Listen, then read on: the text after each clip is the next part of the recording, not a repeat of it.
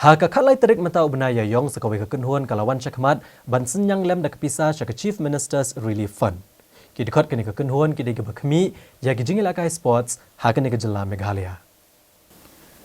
Hakani kesengi kekenhuan jong ke Meghalaya State Olympic Association bakan thup yo Menteri Sarkar bakmi ikatunat Sports and Youth Affairs kejela ubak Bante Dorling do Working President jong kini keseng ubak John F. Karshiyeng bat General Secretary jong kini keseng Uchiranjib Chaudhary kelalet IT ya kecek kabasan pawajar tengka syaka Chief Minister's Relief Fund.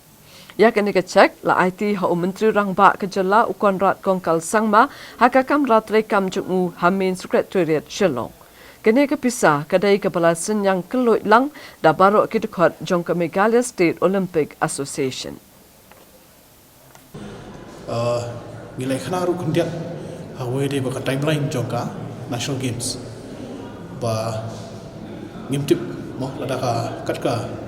ka kemi jungki Olympic kemudian Olympic Games rula postpone sistem syakar hoi batang menen ngarang mi ka report rupa katuka jingkarya sistem arfo house nam arfo ru ka Olympic joko pertai kampat dikina tat adu bandayo ya ka vaksin dekat nulai ngi mangihang ni ka bamot ba katre ka kata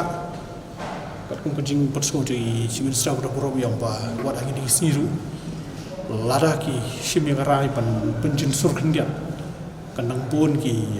jimperking nado no barni shadu station mkiang kidon ki jimperking ki babon ba mla balle ko moy pat nomor ba kadi ki jingeta ki jingin te ni ya khada ki ong tong ni pe chwa kum no ya kadi balara ka puteng kum ni kamut kanton ki jingta ya ka ayo kalau kesin ko ko bangia khana kadi kampat longka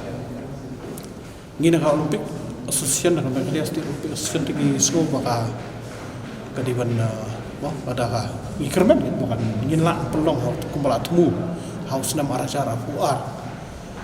di Andre lada kadang syam kum kenika jinge ha ka ba yo lat ban lap kadang simpor ban lap ya gitu kita wai siap perkat ni la ada uswa kenika